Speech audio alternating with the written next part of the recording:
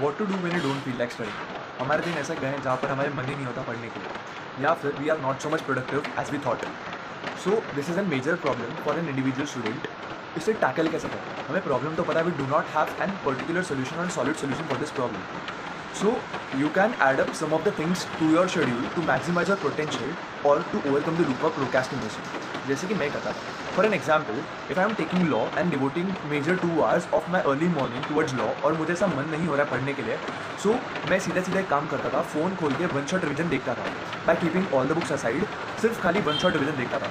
इससे क्या होता है यू नो कि जब भी आप वन शॉट रिविजन देख रहे हो, ऐसे कौन से कॉन्सेप्ट आपको याद है या फिर आपने पहले कभी सुने होंगे आपके क्लास के अंदर या फ्रॉम योर फ्रेंड्स, तो वो हिट करते हैं आपके सबकॉन्शियस माइंड को और आपको बहुत इजीली रिकॉल होने चालू होता है। तो this actually builds up your confidence and flow towards a particular subject. Second thing you can include in your schedule that कि फॉर एग्जाम्पल आपका बिल्कुल भी मन नहीं कर रहा है पढ़ने के लिए, तो you can add N small subject या फिर सिंपल सब्जेक्ट जो आपको बहुत अच्छा लगता है पढ़ने के लिए। तो इससे क्या होगा, वही सेम चीज़ होगा कि कॉन्फिडेंस बिल्ड होगा। The main game is confidence. आपका मेंटल स्ट्रेंथ बिल्ड होगा तो आप आगे जाके हार्ड सब्जेक्ट्स को या फिर जो कॉम्प्लिकेटेड चीज़ें आपको लगती है उसको अप्रोच कर सकते हो।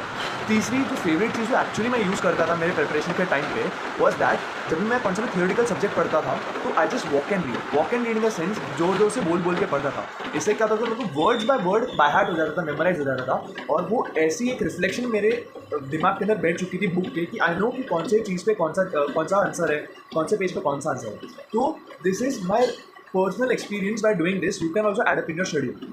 और एक लास्ट ऐसा एक अलग सा एक पॉइंट है जहाँ पर you can use pomodoro technique.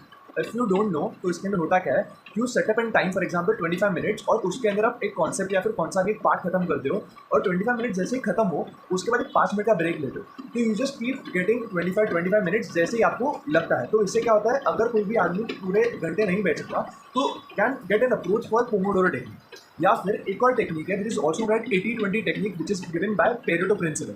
मतलब इसके अंदर होता क्या है कि जब भी आपका एक दिन खत्म होता है, you're end up with your day and your planning for another day, तो प्लान ऐसे करो कि फर्स्ट जो पार्ट है ऑफ डे का 20% ऐसा चूज करो विच रिप्रेजेंट द 80%। तो वो आपको एक्चुअली ABC एनालिसिस की तरह बता सकता है कि आपको क्या पहले कवर करना है क्या कवर नहीं करना है। आई होप ये सब टिप्स आपको बहुत काम आई होंगी by adding on to your schedule. और if you have any questions you can ask me very